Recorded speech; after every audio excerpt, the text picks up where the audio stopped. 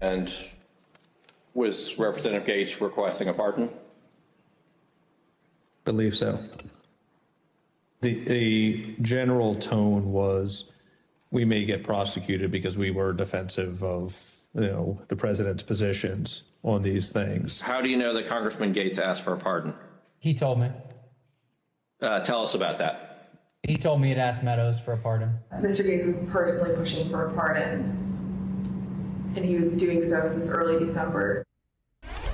Turning our coverage, MSNBC political analyst Tim Miller's here, former RNC spokesman, now host of the Bulwark podcast, and state attorney for Palm Beach County, Florida. Dave Ehrenberg is here.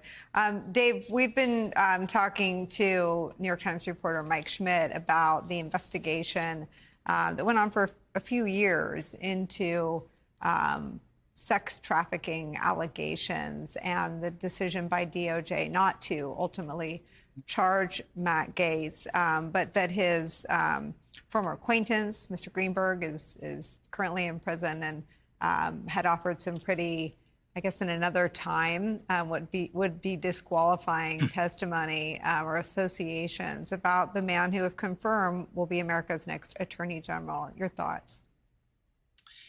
It is a sign of the times that we're actually talking about Matt Gaetz being confirmed for Attorney General. It's shocking because he was very close to being indicted by the Department of Justice. And I think the reason why he wasn't was that the two key witnesses against him, Joel Greenberg and the then underage girl, both had credibility problems. Joel Greenberg is a walking criminal enterprise. He had lied about his previous political opponent being a pedophile. So the government was not going to rely on him. And as far as the alleged victim, she lied about her age and went on this sugar daddy type of website and now does adult films. And I'm not castigating someone for their choice of employment, but it doesn't have jury appeal. So the DOJ looked at both of them and said, we need more. And so they subpoenaed Matt Gaetz's former girlfriend, who actually is legit, who worked for the federal government, the state government, and she was given immunity to testify before the grand jury. And apparently she only gave him up on the witness tampering issue. And unless you have an underlying crime against a sitting congressman, the DOJ was not going to prosecute Matt Gaetz for tampering with a witness. And so they let it go. Now, the House Ethics Committee is continuing to subpoena documents and even was going to subpoena Matt Gaetz himself in an attempt to possibly throw him out of Congress like George Santos. Kevin McCarthy was behind this. But now, who knows what's going to happen? The only thing I can say is because Gaetz has so many enemies, including Kevin McCarthy, powerful enemies, there is a chance that enough Republicans in the Senate could block the nomination. Tim Miller, I actually exhaled when I saw this news for the first time in 7 days because I felt like I was smoking crack when people were like, it's not going to be that bad. Marco Rubio is totally normal. I mean, it's going to be fine. And I was like, you think? Now we're back to Donald Trump with a 43 to 46% approval rating, a ceiling that wasn't visible last Tuesday. And the reason he was as unpopular as he was for his entire presidency is because he surrounded himself with people that didn't inspire confidence that the central missions of a promised Trump presidency, fighting crime, some sort of coherent and tough policy on immigration, and keeping America safe from whomever he describes as our enemies. I know it doesn't include Russia, but his own list includes Iran, as he himself is a target for their malevolent actions. These are not the people to do anything competent. The Fox and Friends anchor, Tulsi Gabbard, or Matt Gaetz. Your reaction? And Nicole, well, our reactions are aligned as usual. Last night, I felt that way with the Hegseth nomination. So I was like, okay, we don't have to live in this stupid world where people are going to pretend like Donald Trump is going to be nominating serious people or whatever. Yeah. And we can just see the truth. I should have called you. I should have called you because Jeremy Bash is on my show. He's like, the Senate's going to hold the line and he's going to do. And Donnie Deutsch sat here. He's like, it looks good. It looks good. I'm like, what? We're in year 9. Like, you could say those things in year 1, but year 9, he always caves to his weakest, most insecure instincts. Indeed. And the party, Republican Party does, right? And so, I don't have a crystal ball for, which rare moments we'll like see the tiny spine of a handful of 4 Republican senators over the next 4 years. But you're not going to go bankrupt betting against them to show any spine against Donald Trump. in the coming years. I certainly don't think they're going to stand up to his cabinet appointments. Who knows? Maybe one of them.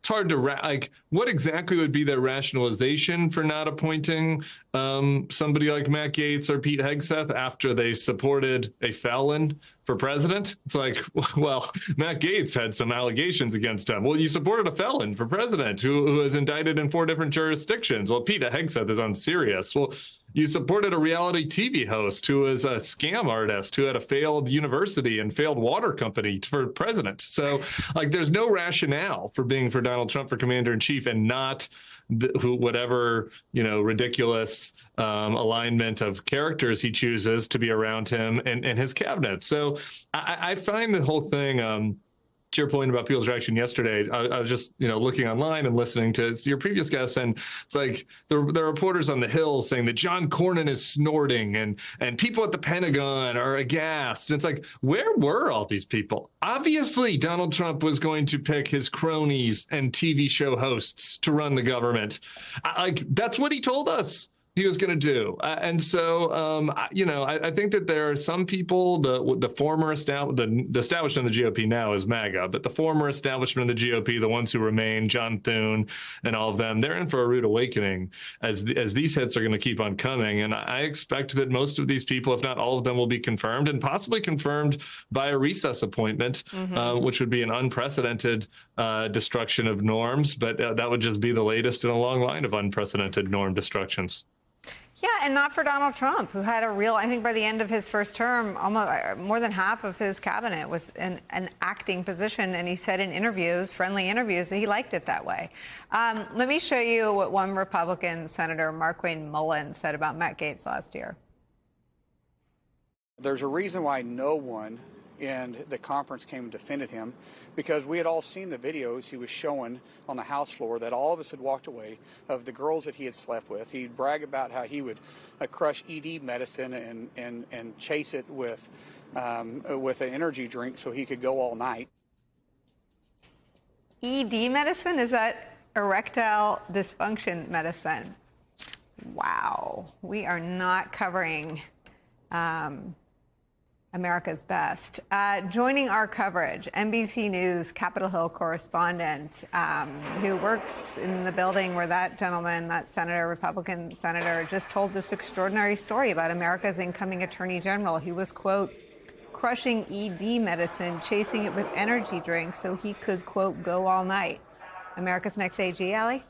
Not quite the introduction I ever thought I would have in my place of work, but here we are. Look, I have been talking to my sources, Nicole, as they digest this news. I can tell you that the rancor from within Gaetz's own colleagues is not something that's just being talked about by now Senator Markwayne Mullin. He, of course, had served in the House prior to coming to the Senate, but it's coming from people who are his own House Republican colleagues right now. As this news was put out on social media, I'm told, along with my colleague Scott Wong, that House Republican lawmakers had every range of reactions, from gasping to audibly saying, oh my God. Some of them thought that maybe they misread something or that it wasn't real, but certainly we know now that this is President-elect Trump's pick to lead the Department of Justice.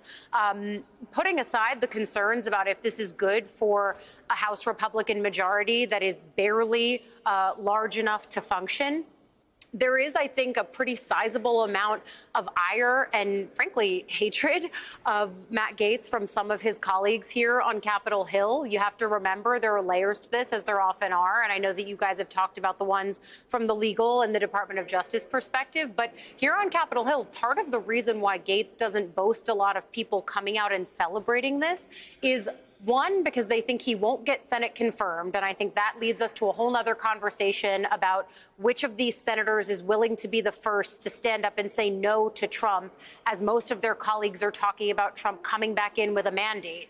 The other piece of this, though, is that Gaetz is the one who orchestrated the ouster of Kevin McCarthy just about a year ago, and that's something that earned him no friends within the House Republican conference. There are some of them who are openly at this point saying that they're happy to see him leave the conference because they don't want him as a colleague anymore, but then they're also happy to watch him have a failure of a confirmation hearing because they don't think that the Senate will grant him the votes to actually get to this position. I don't know that we know that at this point. We are hearing from Republican senators who are saying that he's going to have a long way to go, a lot of convincing to do, that it's going to be a tough confirmation process. We've also heard just in the last few minutes from Senator Chris Murphy on the Democratic side of the aisle saying that this is a red alert moment for democracy. And so this is very much roiling Capitol Hill in real time as we start to see this Trump cabinet take shape. I will say, yesterday we were tracking the reaction on Pete Hegseth for Department of Defense, and we heard senators basically say, who, what, wow, those were the reactions. I think the Gaetz pick here is shocking even more people as they see this cabinet start to take shape.